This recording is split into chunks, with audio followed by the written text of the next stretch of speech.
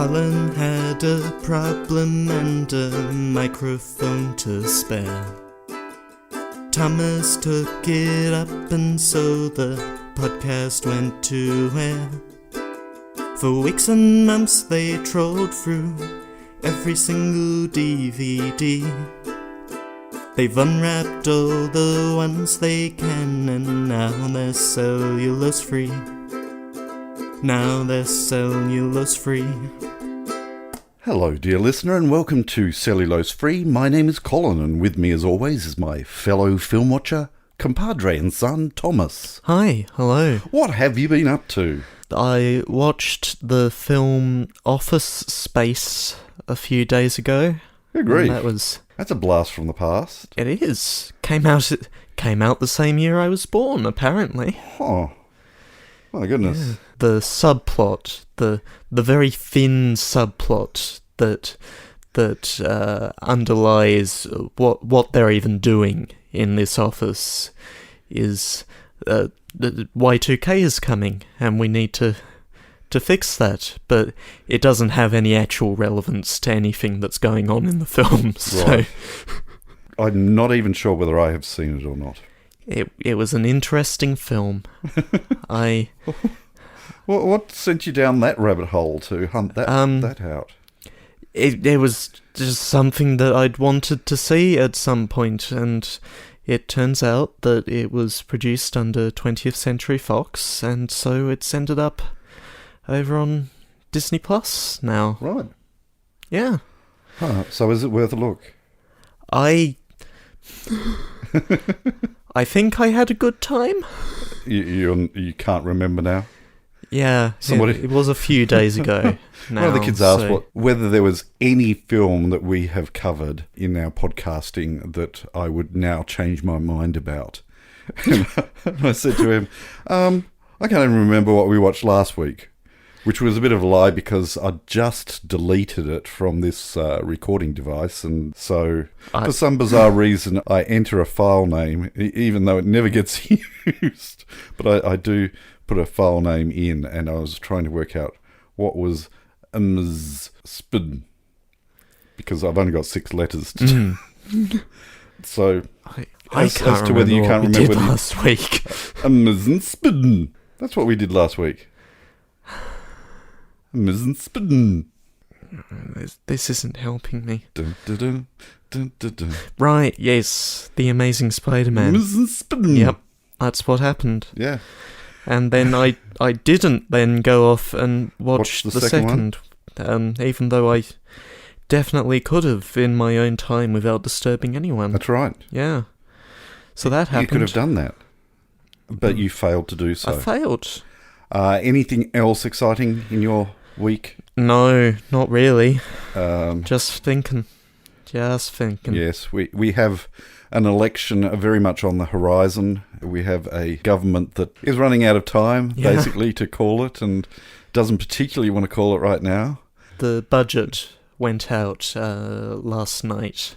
That's not going to pass. There is no chance that passes in the remaining time. No. So we're just waiting on them to pass some sort of supply bill. Yeah. To just keep things ticking along, and then I think we need to fit in a budget reply from the opposition as well. Well, that'll be tomorrow, I think. Yes. Yeah. And then, within the next week, I reckon it'll be called. And then 33 days. We get bombarded with political campaigning. I am thankful that we do not have to go through what they have to go through in America. Campaign. The forever campaign. Things are coming up in 2 years. You got to move. That's you got to right. move. Yeah. Yeah. What about you? What about me? Oh, it was my blood donation week. Had a close call there. I have anxiety, and I have anxiety jitters prior to donating, not because of needles or the sight of blood or anything like that, just for deep-seated post-traumatic stress. To be honest, not related to donating blood. So go figure. That sends my heart rate up, and they won't take blood if your heart rate is over a certain amount, and mine definitely was.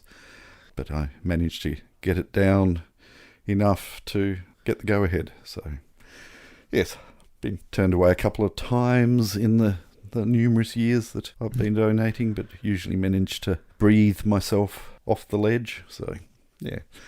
Other than that, no, nothing much. I walked over the bridge. If you aren't familiar with Hobart, there is a big river that runs through basically the middle of Hobart. One would debate that is the case because we live in the city of Clarence, but basically we're just a big suburb of Hobart, and a big river runs through the middle of it. Clarence covers a lot of ground, but not all of that is actually city. No. And some would even debate whether...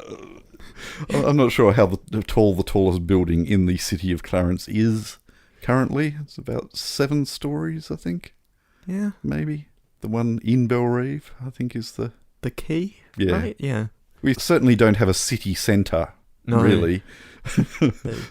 The bus mall opposite the major shopping centre is probably what one would class as the city centre. Yeah. There is technically a district in the centre where business takes place, but it's not much of a CBD. No. So we really are part of the greater Hobart area.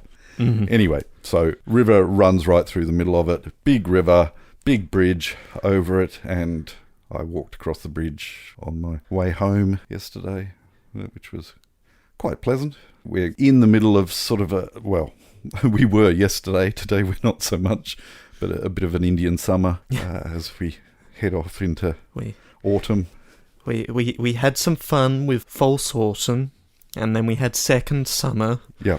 And now, hopefully, now that a third of it has already elapsed, we'll have some actual autumn. Yeah. Which is to say it will be cold and bad. Yeah, but not quite as cold and bad as winter. Well, because winter is coming. Always. Always coming. Look, we're waffling on. We are. Let's watch a movie. What are we watching? We are watching Running on Empty. We are. We are. Good. Let's watch it. Yeah. No. Thomas, what is Running on Empty about? And don't read the plot synopsis for the Australian road trip car movie that everyone confuses it with. Right.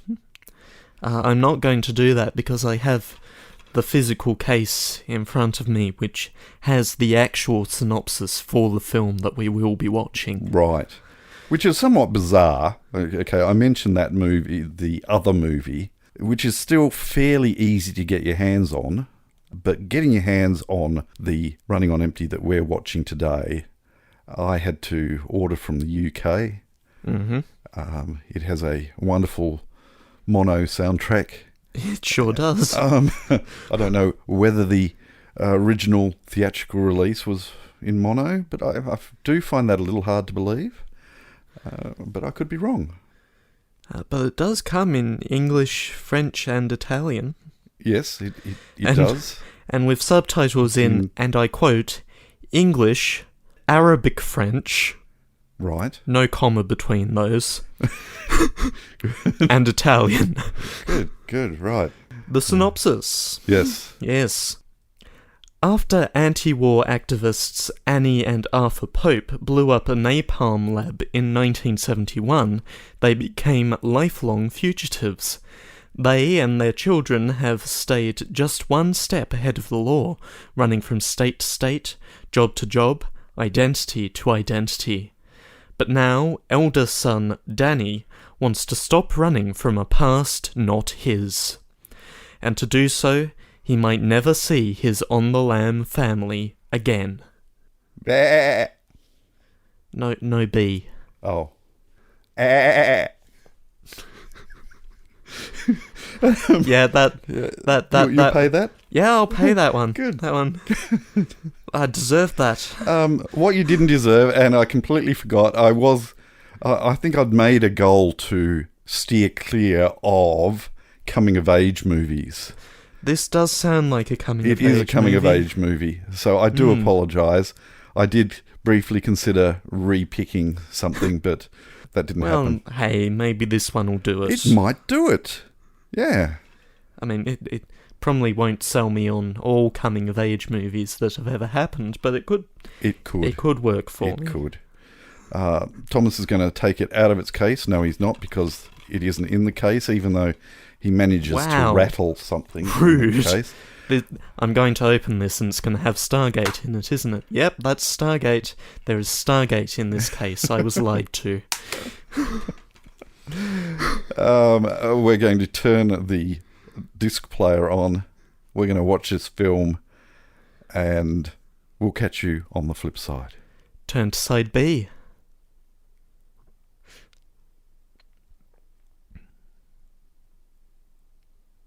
Oh, sorry, mongrel. Wow. Wow. Oh dear.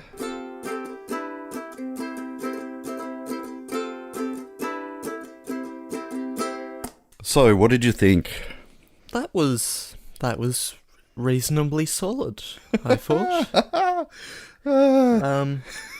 But I think that's in spite of it being a coming-of-age movie, because it has a lot more going on in it than just being a coming-of-age movie. Absolutely. It was interesting that there have been previous movies that we've watched that I have seen and you have not seen, where I have been nervous throughout the film as to what you are thinking of it. I didn't do that with this. Once I had my mindset of ostensibly it is a coming-of-age film, I thought, well, he'll like it or not like it, I don't care. I'm just going to find out for myself, because it's been a number of years since I've seen it, and I certainly very much remember the impact that it first had on me the first time that I saw it. And I was really wanting to see whether those memories were justified as far as my impression of the impact that it had the first time around. So I was in my own little world. I'd given up on you. And it's a solid film. It is. I really... It always, at the very end, just absolutely gets me in the feels, and I had a tear. Mm-hmm. I don't tear easily, and I didn't tear here. I did, and I do. I do tear easily, and I appreciate a film that can do it well, and that does it well. It's carefully and delicately constructed, I think. Sidney Lumet does a solid job of this. There's some bits that don't quite work for me, that take a little long. Ostensibly, this film is in part about music and the experience of performing music, and so it does make sense to me that there would be scenes in which music is performed, and some of those do go some way to establishing character, but there are a lot of relatively lengthy musical performances in this film that make what is a 2-hour-long film feel that 2 hours. The pacing does feel fine in the rest of the film, to me. But when you get to the third piano performance that isn't actually developing the plot, we start with the idea that he is auditioning for Juilliard, and we end with the auditioners being impressed with Danny's talent. But in between that, there's maybe a couple of shots where we look at them and like, okay, what are they thinking? But it's a long performance of a piece. Now, I should say, not a particularly long piece. No. In context of being an audition piece. But in the context of the film, it's long. Right. I see where you're coming from there. And I thought they picked the piece well because it would need to appear, in part at least, a couple of times. What I got most out of this most recent viewing that I don't recall having such an emotional reaction to, and that's another music piece that you haven't mentioned, which was after the Juilliard audition. And that was when he was in the classroom playing, and his mother comes in behind and sits next to him, and it's suddenly revealed who his teacher actually was over all these years. I don't think I think that I should have clicked with that, but it really hit me this time around. I don't think I quite felt the length of that one as badly. For starters, it's not as long a scene as the previous, and it establishes character. Yeah. But, flip side, it does come almost directly after a lengthy performance scene. Yeah. I think you're seeing those pieces as longer than they actually were. But they were brilliantly played. He did a great job of... I don't know how musically talented he was, but there were certainly places where he was physically hitting keys in the right places. There are other times where you could tell the camera was positioned in such a way that you couldn't see his hands and things like that. So, River Phoenix, his passion, as it turns out, was music. Yep, that's what I recalled. But he was a guitarist. Yep. And did learn the hand positions for the piano, but it was recorded by a professional pianist after the fact. Yep. Or before the fact. One of those. His performance, he was a great actor at a very early age, and unfortunately he didn't live much longer than after this film, only 4 or 5 years after this. So you've actually lived more years than he did. Well, more days. He died at the age of 23, so yes, unfortunate circumstances. So yeah. That being said, there are 5 films with him on the shelf. Right. So the first one was Explorers in 1985. Yep, seen that. Stand By Me in 86. Seen that, yep. Then Running on Empty in 88.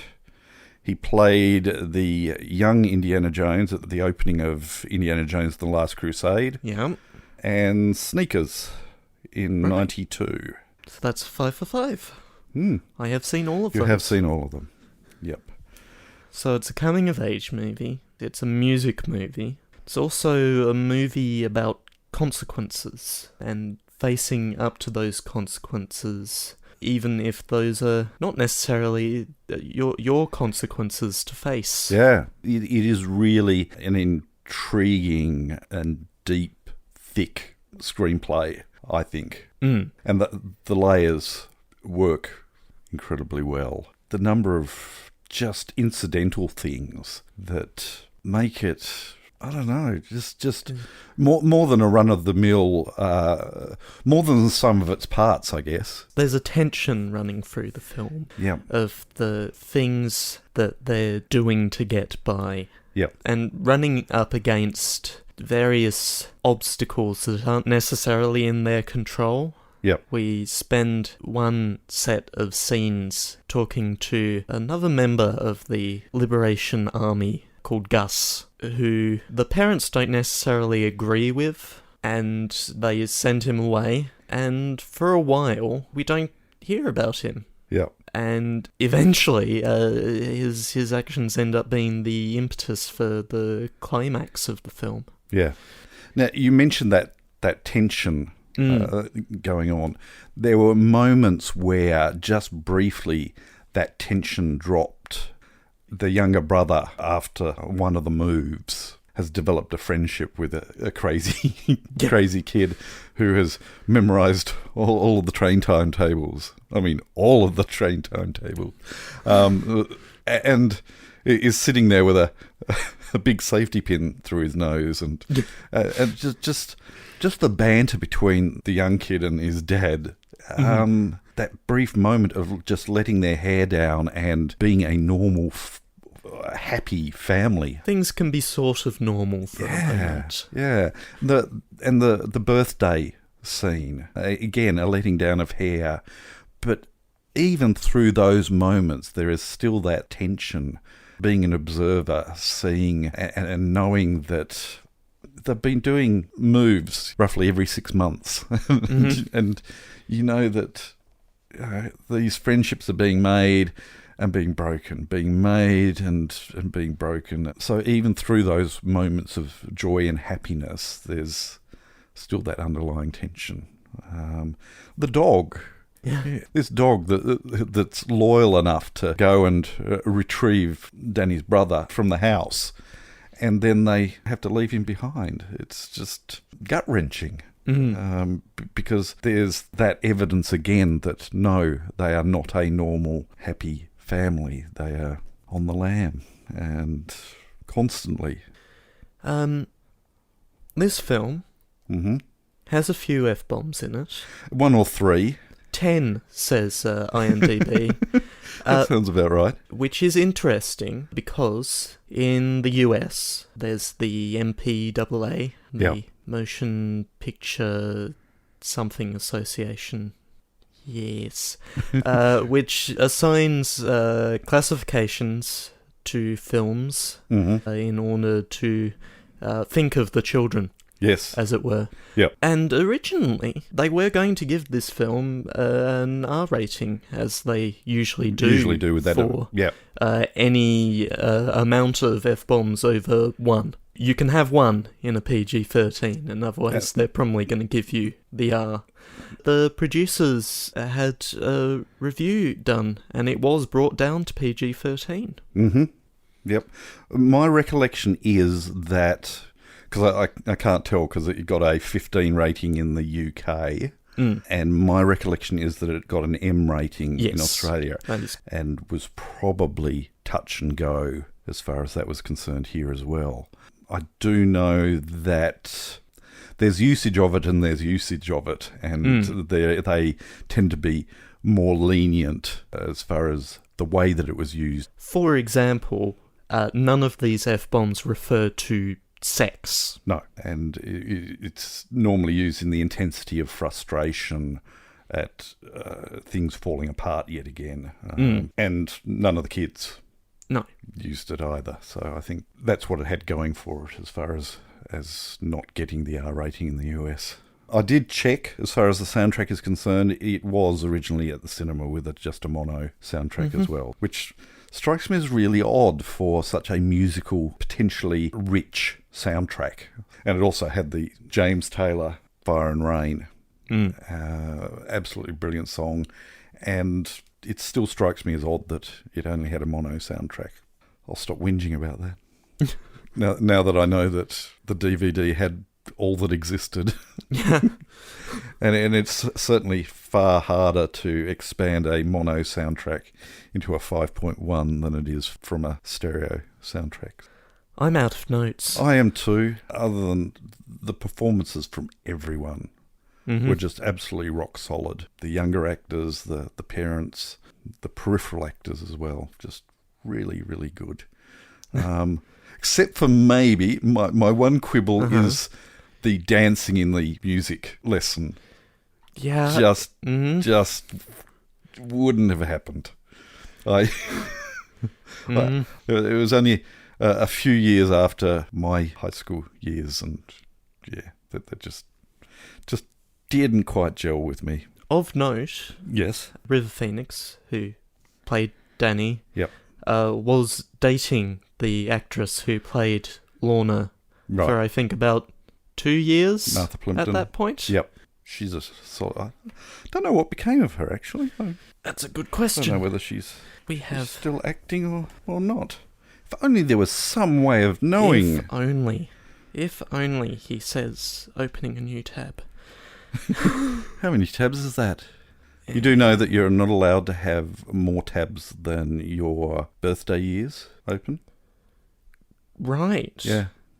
Well, I currently have 130 tabs open in Safari. So, good grief. Yeah. still seems to be Acting away? relatively active. Uh-huh. Most recently starred in a sitcom, 2016-17. Right. Yeah. Okay. I've got nothing else. No, I'm all out. So we shall move on. The following segment has no title. Please keep your arms and legs inside the vehicle at all times. And I am once again trying to recall if we have anything to move on. Well, I was going to say, not that I'm aware of, but the last time I did that, you pulled some Reddit threads or something out of thin air. No, I think I might have posted it to Reddit once and didn't get anything out TikTok. of it. You pulled out a TikTok video of someone commenting on our podcast. Right. No. That thing that I wasn't sure about. And was for our show. Mm-hmm. Regular listener See, and there writer you're doing it again. Because You keep these close to your chest. I wasn't sure whether to bring it up, but responded to the post on Discord, and I have And TikTok. I have absolutely no idea what this was in reference to or what the connection is at all, but says, and I quote, "The Wizard, but not the 1989 Nintendo vehicle, the Wizard." Right. I have absolutely no idea what he's referring to there. I didn't listen back to the episode He to could check. be but naming a movie that's on the shelf. apparently, the Wizard had Tobey Maguire Uh-huh. in his first film, uncredited, but his first film. Right. And Nosferatu also agrees with us that after 2 Spider-Man series and several cartoons, basically everyone knows the Spider-Man origin story. Yeah. I didn't say this at the time, but I'm not sure I entirely agree. I think Homecoming is a better film for not including an origin story, Mm-hmm. but I don't think it is fair to assume that everyone knows the origin story. Right. Because, I don't know, people haven't been watching the Sony-only ones, or Yep. otherwise are coming to this character with only knowledge of what has come before in the MCU. I don't know. It doesn't matter for the film. I don't think you need to know the origin of Right. this character. We've had plenty of characters that have had little to no origin. Black Widow, for Yep. example. Yep. We do learn some of her origin, a little late, but we do learn that, but not in an origin film. It's fine. It's okay. The thing that, and this is how my mind is sort of spinning around at the moment, but it made me remember how out of the blue, and while I was quite blue, what year did Iron Man, what year was Iron Man released? 09. Oh no, 08. Premiered in Sydney. Does it say what month? Premiered in Sydney on April 14th, 2008. So the triplets were nearly 2. Mm-hmm. My mental state at that time was pretty bad. I was, a bit of a mess. But got a phone call out of the blue, which is a dangerous thing to do, because I may have even got an email. Right. And a distant-ish friend invited me out to go and watch Iron Man. Right. And this shows how out of it I was. I had no idea what Iron Man was, Mm-hmm. and was half expecting a film about the, what do they call it? The very long triathlon. The very long triathlon. Yes, Like a paddleboarding. triathlon, but much longer. Oh, and they've got a paddleboard as well, I think. Anyway. Anyway, so I was expecting a film based on this lengthy triathlon. Yeah. Yeah. So, and now everyone knows the Iron Man origin story, and The one decided by the MCU. MCU, at the time. yes. But I was completely unfamiliar with Iron Man as a character. at that stage. But I knew who Spider-Man was. Mm-hmm. And I knew Spider-Man's origin story, and I knew the Hulk's origin story. Captain America I didn't know, but was familiar with him in cartoons. Captain America throws his mighty shield. Thor? Well, yeah. Norse mythology. Yeah. But Iron Man, no idea. No idea what I was going in for. So, but Spider-Man, yeah. Yeah, everybody knew who Spider-Man was. He does whatever a spider can. Can he swing from a web? Yes, he can. Catches thieves just like flies and all that. Anyway, so... Look out. What? There comes a Spider-Man. So, yeah, I think the jury's out as far as whether at that stage he needed an origin reboot story or not. I don't know. Don't know the answer. All I know is history repeats. Yeah. Or not. Thank you again, Hentu Osferatu. I'm still curious about the wizard, but mainly because I suspect it's an answer to one of our many high... Concept? No, high... Octane? No, the high stakes. High stakes quizzes that were out there. High fidelity? No, it's not that. No. Hey, caramba. Yes, thank you, Hentu Osferatu, for entering that competition, whatever it was. My brain hurts. Let's move on. Pick a film for next week so we can go to bed. It's your turn. It is my turn. And I'm trying to decide if I follow up with 12 Angry Men or go somewhere random. What I'm going to do is I'm going to pick a random first. And then... decide. Yes. Ooh. We're watching 12 Angry Men. No. I think I've got a stronger choice here. Have you? Ooh. Yeah. He says, talking about a film that he claims he hasn't seen. No, I've not seen it. But I shouldn't say stronger choice. I should say one I will probably feel more up to a week from now. Good. Wise choice. Wise choice. So... Right. This film is from 1988. The same year. The same year. That's surprising. Okay. Also, Warner Brothers. So many connections. He has not gelled that as far as... unless he says Disney, I'm possibly not going to be any the wiser as far as... Under genres, we have company. comedy and fantasy. Comedy, fantasy, and Warner Brothers, right. Rated M for horror theme and coarse language. Right. It's on Blu-ray. Oh. I don't like how you play this game. Well, see... I'm trying to not actually give it away in what I'm saying. Right, good. Oh, hang on. Hang on. Okay. I think I've got it. I'm going to buzz in. What do you think it is? Is it Beetlejuice? Directed by Tim Burton, this is Michael Keaton in Beetlejuice.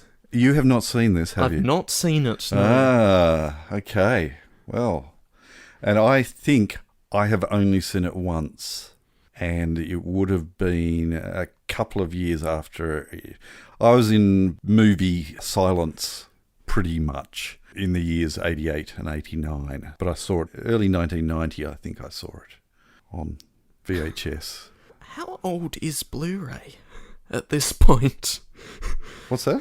How old is Blu-ray at this point? What are you asking that for? Because this Blu-ray release is from 2008. It's a 20th anniversary edition of Beetlejuice. And I'm just like, has Blu-ray really been around since 2006? Yep. What? Yep. Huh? Yep.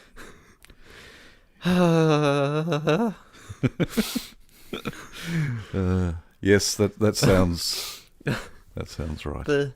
The Oscars happened recently, and we weren't going to talk about the Oscars. Unrelated to the recent Oscars, I recently came to realise that the La La Land Moonlight mix-up debacle was 5 years ago. It actually feels longer for me. I thought it was less long ago, but Right. What? Really? Huh. And then There's a good podcast about that. I shall track it down and stick it in the show notes. And then I look at other films that were nominated for Best Picture that year, and I'm like, those were only 5 years ago? Arrival. Arrival was nominated for Best Picture 5 years ago, and I'm like, really? So that still feels longer than that. It definitely felt like it should have been longer than that for me, for Arrival. Anyway. For Arrival, yeah. There was another one in there that... Gone with the Wind? No. Wizard of Oz. That was quite a bit longer ago. 2016 Oscars. Snow White and the Seven Dwarfs. I am just now realising that I want the 2017 Oscars. Go on, open another tab. Not the I have. No, I seem to be reusing the same tab. Let's see. Lion was nominated for Best Picture in 2016, and I thought that was longer ago than that. Yeah. But Hidden Figures. That feels longer ago than that. Yeah. Which, for me, the debacle feels longer ago than... And then, on the other hand, the debacle feels like it should have been less long ago to me, and I don't... Anyway... On that terrible disappointment. Yes, on that terrible disappointment, you are going to have to tell our dear listener what Beetlejuice is. Now I've got to pull that back. Oh, good, it's still there. It's still there. It's still on the shelf. It hasn't gone away in the intervening minutes. No, this is going to be bizarre watching this. Completely wrong end of the year for it. Yes. What's a yuppie ghost couple to do when their quaint New England home is overrun by trendy New Yorkers? Hire a freelance bio-exorcist to spook the intruders, of course. As directed by Tim Burton, Michael Keaton's Beetlejuice is one of the biggest, baddest wolves a ghost movie has ever unleashed, a poltergeist, says the Village Voice. Oh dear. And don't they wish they hadn't? Keaton's work in this and Clean and Sober won him 1988's National Society of Film Critics Best Actor Award. Clean and Sober, that classic. Winona Ryder, Catherine O'Hara, Jeffrey Jones and Sylvia Sidney share starring honours along with wondrous production design, Harry Belafonte soundtrack tunes, and Oscar-winning Best Makeup. That's Beetlejuice next week. Beetlejuice. Oh, now he's going to be here, isn't he? You've summoned him. He's not arrived yet. Maybe he'll be here next week. Has a sequel arrived yet? Have they agreed that there's going to be a sequel? Oh, we can talk about that next week. We can talk about that next week because next week we're going to be watching Beetlejuice. We hope that you can join us when we do so, but until then, we'll catch you next time. Bye. You have been listening to Cellulose Free. Your hosts were Colin, who produces and edits the show, and Thomas, who makes the artwork and music. Cellulose Free is recorded in the Deranged Cat Studios in scenic Tasmania, Australia. We keep track of our extensive physical media collection through My Movies, which we highly recommend. You can find links to that, as well as other places you can find us in the show notes. Cellulose Free is a Hi Hello production.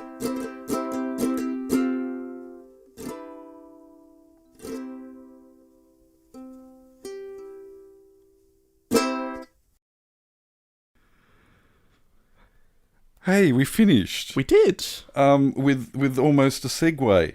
Yeah. That worked. That was half a segue. And one of those just single wheel that you put your foot on either side of. And, right, and you lean forward in it. One of those terrifying things. Yeah.